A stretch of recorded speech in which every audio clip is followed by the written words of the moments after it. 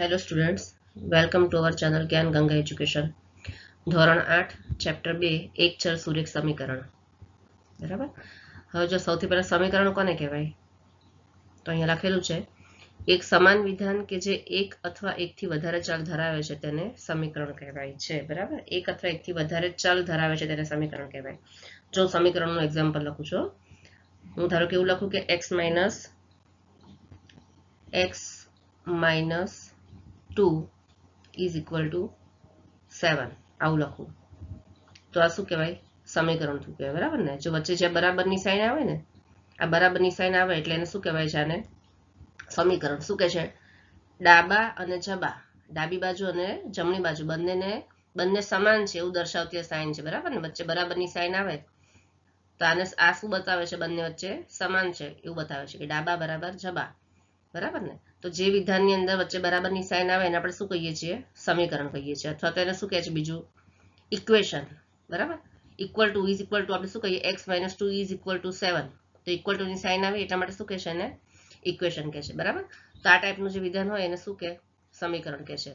હવે એક અથવા એકથી વધારે ચલ, તો ચલ કોને કહેવાય? જો આમાં ચલ કયો છે? x. બરાબર. x જે ચલ છે, કોઈ અંગ્રેજી મૂળાક્ષર હોય અંદર x y z એવું કંઈ હોય તો એને આપણે શું કહીએ છીએ? ચલ કહીએ છીએ. એક અથવા એકથી વધારે, તો આ એક ચલ ધરાવે છે, અંદર ખાલી એક જ અંગ્રેજી મૂળાક્ષર છે x, એટલા માટે એક ચલ ધરાવે છે. હું ધારો કે એવું લખું કે 5x plus y is equal two 20 આવું લખું તો આમાં કેટલા ચલ થયા? એક x છે અને એક y છે. બરાબર. બે અંગ્રેજી મૂળાક્ષર છે તો આ કેટલા છે? આમાં બે ચલ થયા. બરાબર. આમાં કેટલા ચલ છે? બે ચલ છે. આમાં કેટલા છે ચલ? એક જ અંગ્રેજી મૂળાક્ષર છે તો આમાં ખાલી એક જ ચલ છે.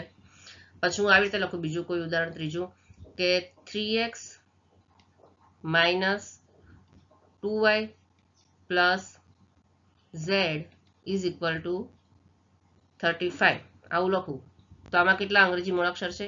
1 2 અને 3. એનો અર્થ એવો કે આની અંદર કેટલા ચલ છે? 3 ચલ છે. બરાબર. તો આવી રીતે કોઈ પણ સંખ્યા સાથે અંગ્રેજી મૂળાક્ષર જોડાયેલા હોય અથવા તો સંખ્યા વગર પણ સમીકરણમાં અંગ્રેજી મૂળાક્ષર આવેલા હોય તેને શું કહીએ છીએ? આપણે ચલ કહીએ છીએ. સુરેખ સમીકરણ. સુરેખ સમીકરણ કોને કહેવાય?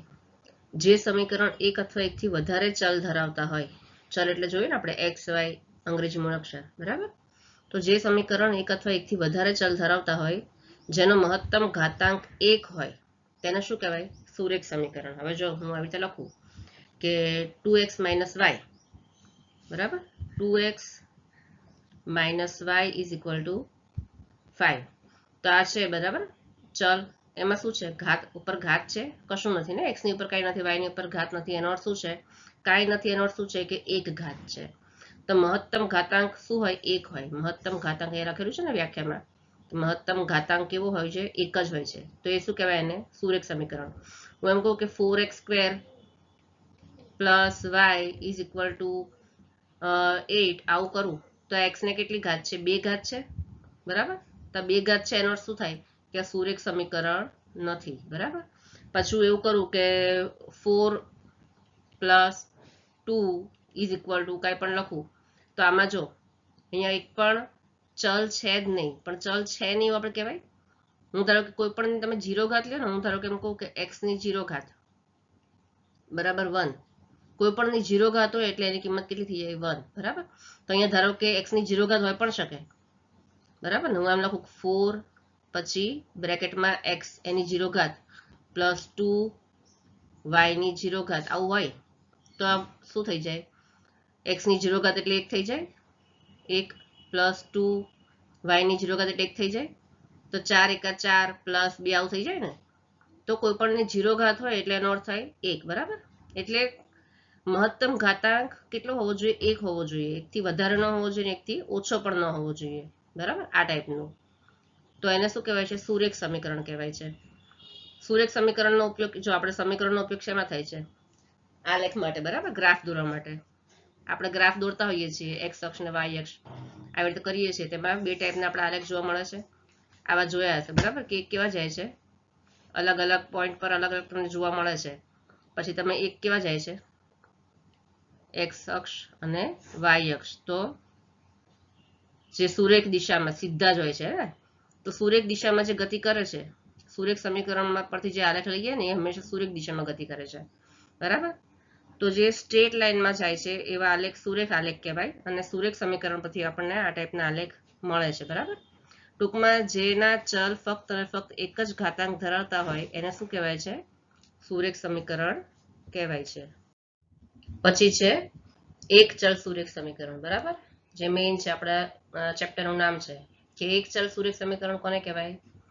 તો શું લખ્યું છે અહીંયા કે જે સુરેખ સમીકરણ માત્ર એક ચલ ધરાવતું હોય તેને એક ચલ સુરેખ સમીકરણ કહે છે. જો સુરેખ સમીકરણ આપણને ખબર પડી ગઈ. સમીકરણ સૌથી પહેલા કોને કહેવાય? x + y = 2, બરાબર. વચ્ચે ડાબા બરાબર જબા બરાબરની સાઇન આવે તો આપણે એને સમીકરણ કહીએ છીએ. પછી સુરેખ સમીકરણ તો જે ચલમાં x y z કાંઈ પણ હોય અંગ્રેજી મૂળાક્ષર એને ચલ કહેવાય, બરાબર ને. જે ચલને ખાલી એક જ ઘાત હોય તો એને શું કહેવાય છે? આપણે શું કહીએ છીએ? સુરેખ સમીકરણ, બરાબર. x ની એક ઘાત હોય કે y ની એક ઘાત હોય, બરાબર ને. x ની એક ઘાત એટલે x, y ની એક ઘાત એટલે y, બરાબર. આવું કંઈ હોય તો એને શું કહેવાય છે? સુરેખ સમીકરણ. અને એક ચલ સુરેખ સમીકરણ એટલે એવું સમીકરણ કે જેમાં ચલ એક જ હોય, અંગ્રેજી મૂળાક્ષર ખાલી એક જ હોય, x y z કાંઈ પણ હોય તો એ ખાલી સમીકરણમાં એક જ હોય. ધારો કે એમ લખું કે 2x - 3 = 5. તો આમાં અંગ્રેજી મૂળાક્ષર કેટલા છે? એક જ છે ને. પછી એમ લખું y + 2 = કાંઈ પણ લખું 7. ચલો, તો આમાં પણ શું છે? અંગ્રેજી મૂળાક્ષર એક જ છે, બરાબર. તો જે સમીકરણમાં ખાલી એક જ ચલ હોય, બરાબર, એક જ ચલ હોય અને એની ઘાત પણ એક હોય, જો y ની ઉપર કાંઈ નથી એનો અર્થ શું છે? એક જ ઘાત છે. તો આવા સમીકરણને શું કહે છે? એક ચલ સુરેખ સમીકરણ કહેવાય છે, બરાબર. હવે આવે છે અદલા બદલી, બરાબર. અદલા બદલી એટલે શું? એક્સચેન્જ, બરાબર ને. શું કહે છે? સમીકરણમાંના કોઈ પણ પદને એક બાજુથી બીજી બાજુ લઈ જતા તે પદની નિશાની એટલે કે ચિહ્નમાં ફેરફાર થાય છે.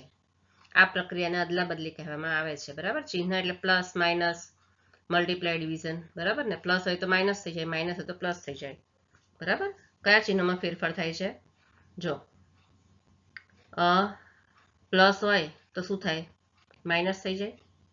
માઇનસ હોય તો શું થાય? પ્લસ થઈ જાય, બરાબર. ગુણાકાર હોય તો શું થાય? ભાગાકાર થઈ જાય. અને ભાગાકાર હોય તો શું થાય છે? ગુણાકાર થઈ જાય, બરાબર. આ રીતે એના ચિહ્ન બદલાઈ જાય છે. ક્યારે બદલાઈ જાય છે? સમીકરણમાં બરાબરની સામેની બાજુ બીજી બાજુ જ્યારે જાય, સમીકરણમાં શું હોય? ડાબી બાજુ બરાબર જમણી બાજુ, હે ને. તો જમણી બાજુની કોઈ સંખ્યા ડાબી બાજુ જાય તો એનું ચિહ્ન બદલાઈ જાય. ડાબી બાજુની કોઈ સંખ્યા જમણી બાજુ જાય તો એનું ચિહ્ન બદલાઈ જાય છે, બરાબર. જો આપણે એક્ઝામ્પલ લઈ લઈએ, દાખલા તરીકે હું આવી રીતે લઉં કે સરવાળા માટે એમ કરું કે સરવાળો છે, બરાબર. સરવાળા માટે આવી રીતે કરું કે x + 2 = 3. તો હવે મારે શું કરવાનું? 2 અને 3 ને બાજુ બાજુમાં રાખવાના. x ની કિંમત શોધવાની. તો x પછી ડાયરેક્ટ શું લેવાનું? બરાબર, બરાબર.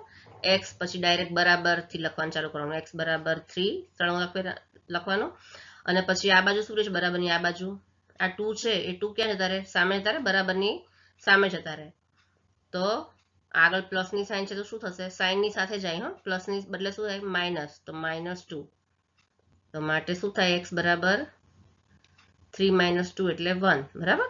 તો આવી રીતે થાય. પછી આપણે બાદબાકી માટે જોવું હોય, ધારો કે બાદબાકી કરું હું, બરાબર. તો બાદબાકી માટે કોઈ એક સંખ્યા લઈ લઉં, ધારો કે y - 2 = 5. આવું કરું છું. તો આપણે y ની કિંમત શોધવી હોય તો શું કરવાનું? y પછી ડાયરેક્ટ બરાબર 5 લખી નાખવાનું, બરાબર. એ અંગ્રેજી મૂળાક્ષર હોય ચલ એ લખીને ડાયરેક્ટ બરાબરની નિશાની બરાબરથી લખવાનું ચાલુ કરી દેવાનું. y = 5. હવે બરાબરની આ બાજુ શું છે? -2 છે ને નિશાની સાથે, એ ક્યાં જતા રહે? બરાબરની સામે જતા રહે, 5ની જોડે. તો y = 5 અને આ છે -2 એ સામે જતા રહે બરાબરની, એટલે માઇનસની બદલે +2 થઈ જાય, બરાબર. +2. તો માટે y બરાબર કેટલા થાય? y = 5 ને 2 7, બરાબર. આવી રીતે. હવે એ જ રીતે આપણે ગુણાકાર કરી જોઈએ કે ગુણાકારમાં શું થાય? ગુણાકાર હોય તો એનું એક એક્ઝામ્પલ લઈ લઈએ કે ધારો કે એમ કહું કે 6x અથવા તો 5x = 10. તો જો 5x છે તો 5 અને x ની વચ્ચે ગુણાકારની સાઇન છે એવું આપણે માની લઈએ, બરાબર ને? 5 અને x ની વચ્ચે કાંઈ નથી, એનો અર્થ શું છે? ગુણાકાર છે. તો માટે આપણે x ને ચલને એક બાજુ રાખવાનો, ખાલી ચલની કિંમત આપણે શોધવાની છે. x બરાબર, બરાબર અંગ્રેજી મૂળાક્ષર લખો ડાયરેક્ટ બરાબર લખવાનું, બરાબર 10 જે હોય એ જ. હવે શું બાકી રહ્યું બરાબરની આ સાઈડ? શું બાકી રહ્યું? 5 રહ્યા ને બાકી. તો 5 ક્યાં જતા રહે? સામે જતા રહે, બરાબર? 5 ક્યાં જતા રહે? 10 ની બાજુમાં, બરાબરની સામેની સાઈડ. તો ક્યાં જતા રહે? અહીંયા 5x જોડે ગુણાકાર છે એટલે સામે ક્યાં જતા રહે? ભાગાકારમાં જતા રહે. તો 5 નીચે જતા રહે. હવે છેદ ઉડશે, 5 દુ 10, તો માટે શું આવશે? માટે x બરાબર 2. ઓકે, આવી રીતે કરવાનું છે. અને હવે ભાગાકાર જોઈ લઈએ કે એમાં કેવી રીતે સાઇન ચેન્જ થાય છે. તો ભાગાકારમાં કેવી રીતે કરવાનું? ભાગાકારનું એક એક્ઝામ્પલ લઈ લઈએ કે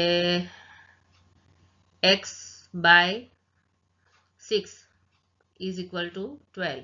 ચલો આવું કરીએ. તો હવે ડાયરેક્ટ આપણે અંગ્રેજી મૂળાક્ષર લખી નાખવાનો. x બરાબર 12, બરાબર. શું બાકી રહ્યું? અહીંયા 6 બાકી રહ્યા ને. 6 સામે જાય એટલે ભાગાકારમાં છે તો શું થાય? ગુણાકાર થઈ જાય. તો 12 ગુણ્યા 6, તો શું થાય? માટે x બરાબર 12 × 6 72, બરાબર. તો આ રીતે શું થાય? અદલા બદલી. આ રીતે ચિહ્નની અદલા બદલી, બરાબરની સામેની સાઈડ જાય એટલે શું થાય? નિશાની બદલાઈ જાય, બરાબર છે. તો જો અહીંયા તમારો ઇન્ટ્રોડક્શનનો વિડીયો પૂરો થાય છે અને હવે પછીના વિડીયોમાં આપણે શું ચાલુ કરીશું? સ્વાધ્યાય 2.1.